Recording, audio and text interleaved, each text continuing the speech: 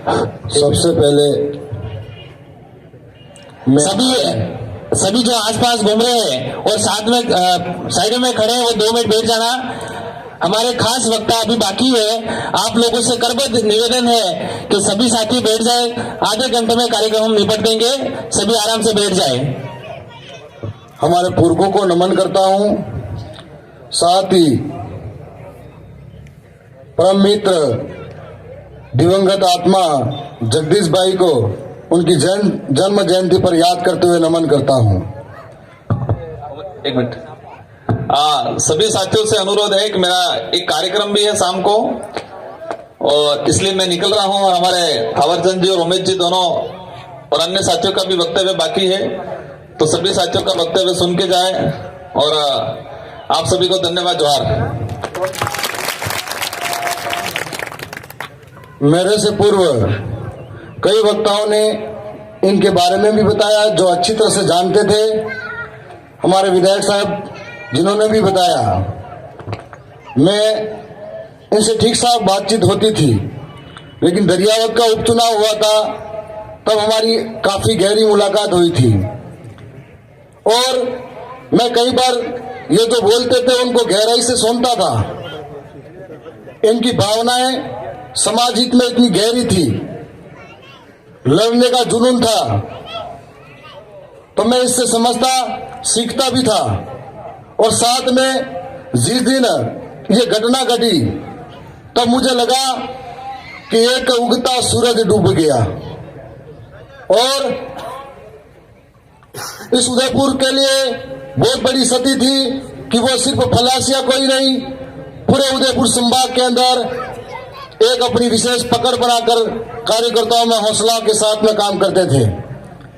जब मैं यहाँ पर आया तो उनके अंतिम संस्कार के अंदर हजारों की भीड़ देखी, तब मैंने सोचा कि इस भाई ने जिंदगी में कुछ कमाया है तो प्रेम और व्यवहार कमाया है। और यहाँ आसपास के लोगों से पूछा तो बहुत सारे लोग निराश थे, जो मैं अन्य समाज के लोग भी थे उनमें भी एक खामोशी थी कि यहाँ के इलाके के लिए एक ऐसा लीडर पैदा हुआ था जो यहाँ के लोगों के लिए लड़ता ही नहीं था।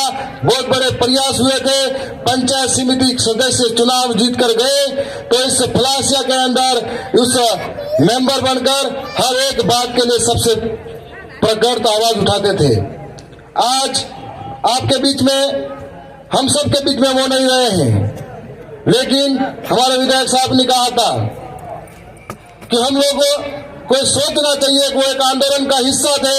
उस आंदोलन के माध्यम से समाज के एक गरीब तबके के साथ में हो रहे अन्याय, अत्याचार, जोर जुल्म और शोषण के खिलाफ एक लामबंद आवाज के साथ में खड़े थे।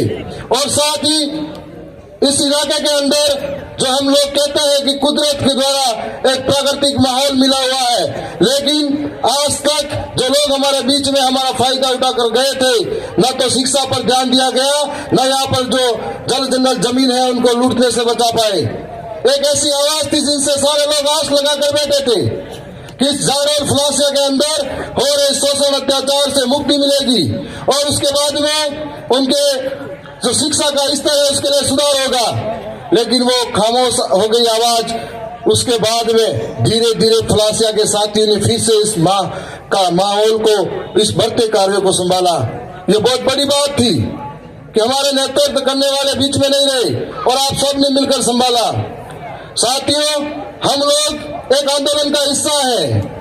हम लोगों को नहीं मालूम है कल हम में से कौन है या नहीं है, लेकिन हम लोगों को ये पूर्वों के दिए हुए विचार, चाहे बाबा साहब अम्बेडकर के हो, चाहे बिरसा मुंडा के हो, चाहे टांटे मामा के हो, जो हम लोग पढ़ते हैं किताबों के अंदर कि इन लोगों ने जल जंगल जमीन के लिए इतने आंदोलन किए, इतनी लड़ाई करी और इतने कुर्बानियां दी। जब इतनी कुर्बानियां देने के बाद में हम लोगों को ये सब मिला है, तो हम लोगों का कर्तव्य बनता है इसको सुरक्षित करें। आने वाली पीढ़ी को ये बताएं, हमारे बच्चों को बताएं कि हमारे को 5वीं अनुसूची मिली हुई है, पैसा का कानून मिला हुआ है, हमारे को इस तरीके का इस एरिया के अंदर जल जंगल जमीन का अधिकार मिला है। तो ये अधिकार किसकी बदौलत मिला है, किन लोगों ने कुर्बानियां दी है, यदि हमारे बच्चों को बताएंगे उनके अंदर भी एक समाज हित और राष्ट्र हित के लिए भावना पैदा होगी। आपके बीच में हम लोग यहाँ मौजूद हैं, इस इलाके के अंदर साथ में एक बेरोजगारों का बहुत बड़ा पलायन होता है और कभी कभी अखबारों में पढ़ते हैं कि इस इलाके से बहन बेटी का कभी व्यापार भी हो जाता है। इस तरह के मामले होते थे तो हम लोग जागरूक हो, हमारे इलाके के अंदर किस तरीके से रोजगार पैदा हो, इसके लिए भी हम लोगों को प्रयास करने हैं। साथ में आपके बीच में आज जो जगदीश भाई के सपने थे उनको पूरा करने के लिए हम सबको मिलकर प्रयास करना पड़ेगा कि आज जो हम लोग कहते थे कि 5वीं अनुसूची का इलाका है, तो इस इलाके के अंदर हमको भरोसा नहीं होता था कि हम लोग इस वास्तव में इस कानूनों के माध्यम से हम लड़ाई जीत पाएंगे। लेकिन हाल ही के अंदर जो 3 नगर पालिका निरस्त हुई, उससे भरोसा हुआ कि हम 5वीं अनुसूची के इलाके के अंदर जिस तरीके से आगे बढ़ रहे हैं, हम लोग वास्तव में कुछ करके दिखाएंगे। आज आपके बीच में हम लोग और भी सुनते आए हैं, इस इलाके के अंदर कई ऐसे जनप्रतिनिधि रहते हैं जिनको चलाने वाले कोई और है और सारे यहाँ के जमीन को छीनने वाले कोई और हैं। और ऐसे लोगों के खिलाफ जो कह रहे थे, मेरा एक भाई बता रहा था कि लोग क्यों नहीं समझ रहे हैं। लोग 5 साल सड़कों पे संघर्ष करते हैं, धरने और ज्ञापन देते हैं, जब जरूरत पड़ती है तो इधर उधर हो जाते हैं। जब वो इसलिए होता है कि आजादी के 70 सालों तक हर दिमाग में कुछ अंदर जहर पड़ा था, तो धीरे धीरे निकलने में समय लगता है। हम लोग हमारे बच्चों को और गांव में जाकर अगर समझाते हैं तो धीरे धीरे सारे लोग इस बात को समझेंगे। इसका ताजा उदाहरण है हमारे दरियावद विधानसभा के अंदर भी कि पहली बार जब मैं चुनाव लड़ा तो जीत कर गए, तो राजस्थान के अंदर सबसे कम खर्चे में जिताया। मतलब वो विचारधारा घर घर पहुंची थी। लोग इस बात को समझे थे, लोकतंत्र का मतलब समझे थे और लोकतंत्र में लोगों द्वारा लोगों के लिए शासन समझे थे। इस वजह से ये बात संभव हुई थी। आपके बीच में हम लोग यहाँ मौजूद हैं।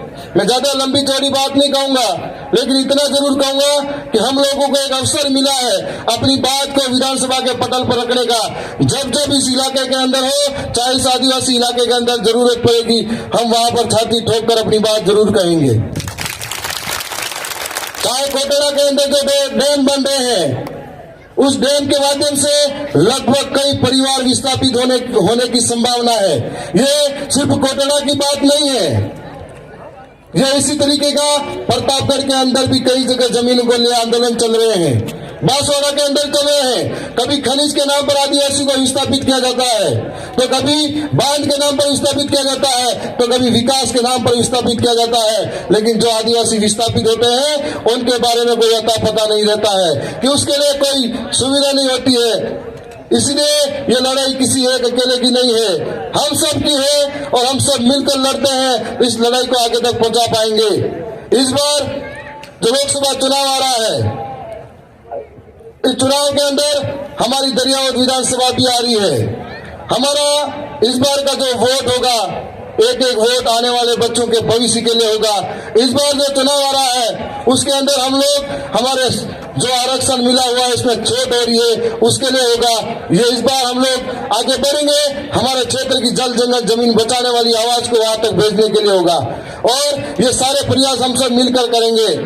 मैं पुनः उन पुरखों को नमन करता हूँ, साथ में मन्नारे जगदीश भाई को याद करता हूँ और मैं ये कहना चाहूंगा कि उनके माता पिता को भी मैं धन्यवाद देता हूँ।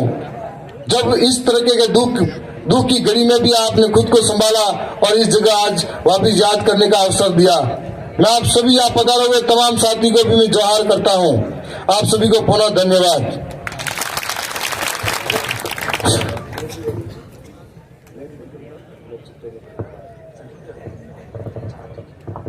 बहुत बहुत धन्यवाद डामोर साहब। एक बार में टोल मैनेजर शुक्ला जी जहाँ कहीं भी हो मंच की तरफ